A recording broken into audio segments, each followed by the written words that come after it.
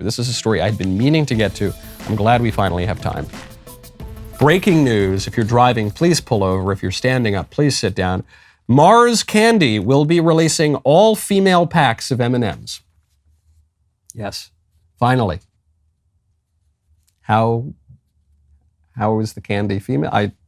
Well, the way that the candy's female is that they've got those little cartoons that they put in the commercials, and some of the cartoons are men, and some of the cartoons are women. This issue actually came up about a year ago because M&Ms announced that the green M&M was no longer going to be sexy. Previously, the green M&M was really, really hot and sexy as far as candy-coated chocolates go, and then they decided they were going to make the green M&M kind of frumpy and sexually ambiguous, so okay. Going with the culture, I guess. But now they're saying, okay, we're going to release all female packs. And why are they doing that? Because they want to, quote, celebrate women everywhere who are flipping the status quo. And it's really funny because the pack actually just shows these women upside down. It says these women hanging by their feet completely upside down. Doesn't seem very celebratory to me. But what does it tell you about the culture? The M&M story actually does tell you something about the culture we're living in. It tells you that our culture today is glib, gay, and contemptuous of our forebears. That's what it is. This is so glib. So much of our activism, of our real political discourse in this country, is putting the chick M&Ms in the bag.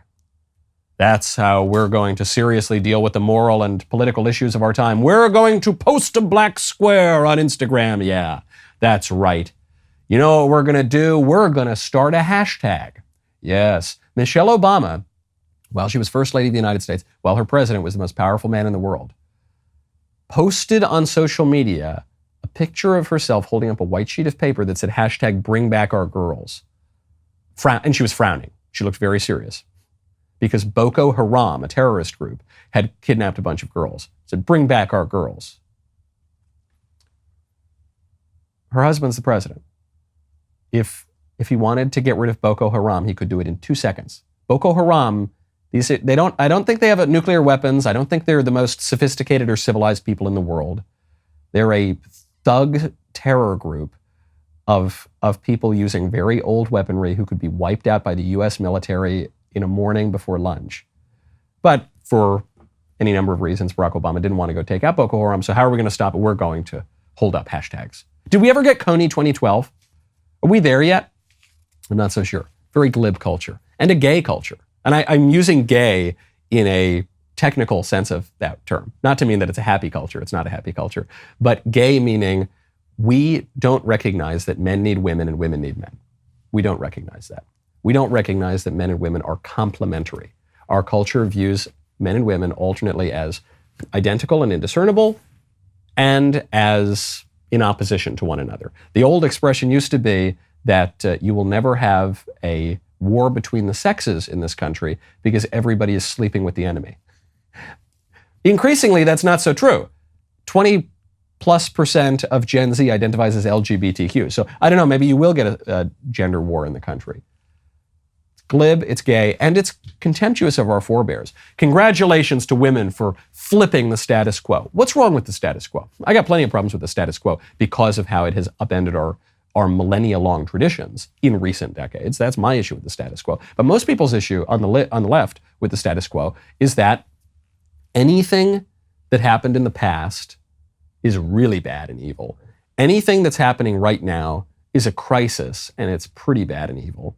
And anything that happens in the future is going to be better than the present and the past. That is a culture that is in serious decline. That is a culture, I hope it's not terminal decline, but it's a culture that's given up the most important democracy in the world. That's the democracy of the dead, that does not merely confine the decisions about how we live to the people who happen to be walking on the earth at the present moment, but actually looks to the past, receives wisdom, recognizes that maybe we don't know every single thing that's ever been discovered. Maybe a span of 80 years is not enough time to learn everything that there is to learn. Maybe we ought to have a little respect for history and the great men who came before us. No, our culture says no. Enjoy your M&Ms. My producer, Ben Davies, has a story every week that he's upset that I don't get to. And so I've got the story here facing upside down. I will flip it over and read the story for the first time. you got to go to the member block to do that, okay? That is dailywire.com/Knowles. Use code Knowles at checkout. You will get 2 months free on all annual plans. See you at the member block.